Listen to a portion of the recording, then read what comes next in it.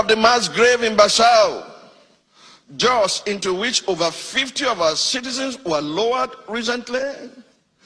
If we think of the sense of foreboding, hunger, sorrow, shame, and of utter hopelessness, we may be moved in our broken humanity to answer no. Yet, it is precisely in moments such as this, when hope far from being renewed is depleted, it is in moments like these that truth becomes as precious as oxygen to the body politic. For today's State of the Nation broadcast, I'm borrowing words attributed to Abraham Lincoln, the 16th President of the United States of America, as my title. He said, and I quote, "Let the people know the truth and the country is saved." Say that with me. Let the people know the truth and the country is saved. Only by confronting our reality with honesty and courage can we begin the work of resurrection, not just of our nation, but of our collective broken spirits. People of faith have prayed to the point of weariness, and any call for prayer now appears to be a mere religious ritual. Some have concluded that we have prayed long enough, and that unless certain pragmatic steps are taken with immediate effect, the rage of the poor may engineer social, economic, and political worst-case scenarios. To avert the full-blown breakdown of law and order in our fragile democracy, and the intervention of our already battle-weary armed forces, I offer timely counsel to the Nigerian government and led prayers for the administration of President Bola Ahmed Tinubu on Sunday, January 12, 2025. My admonition, titled "A Word in Season for the Nigerian Government," a timely counsel in a season of great challenge and great need, was based on the encounter between Joseph and Pharaoh, king of Egypt, as recorded in Genesis 41. I said to Mr. President, "Dear President Tunubu, please borrow a leaf from the Pharaoh who ruled Egypt at the time of Joseph."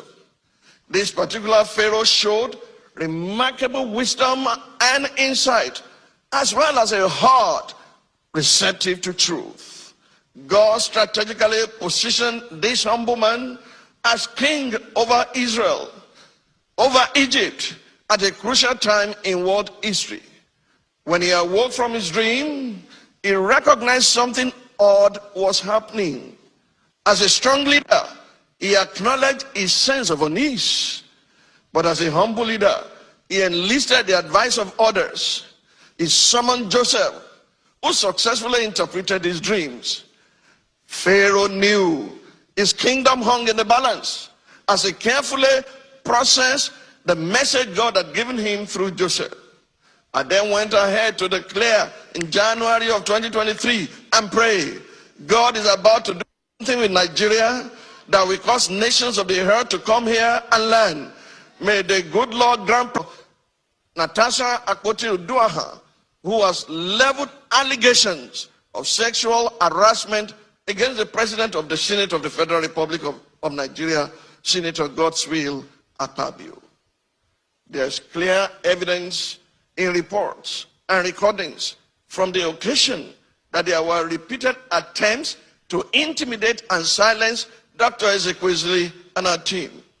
The institutional collapse and the failure of our leadership recruitment process was summed up in Senator Iwemboye's statement to Dr. Obi Ezekwesili. People like you cannot be here. People like who exactly? What that means is that the Senate is not a place for the best, it's not a place for the brightest, it's not a place for the fittest and most competent in our country. What that means is that our political institutions are not designed for people of character, competence, and capacity, as Dr. Obi Ezekwesili often puts it. What that means is that our legislature is not designed for people who are sticklers for accountability and due process, but for a band of legislators. For those who question why Dr. Obieze Kwesili stood up to the bullies and fought back, let me remind us that in the God-given wisdom of King Solomon, there are two ways to respond to such situations. And these two ways are found in Proverbs chapter 26, verses 4 and 5. It states, and I quote, verse number 4, "Do not answer a fool according to his folly, lest you also be like him." Verse 5, "Answer a fool according to his folly, lest he be wise in his own eyes." While Dr. Obieze Kwesili chose to apply the wisdom contained in verse number 5, "For the attack dogs who may come after me, for standing with my sister and compatriot, I rest my case with the wisdom contained in verse 4. I'm not going to join issues with you. Fellow citizens, at the center of this political banditry is the motor park brand of politics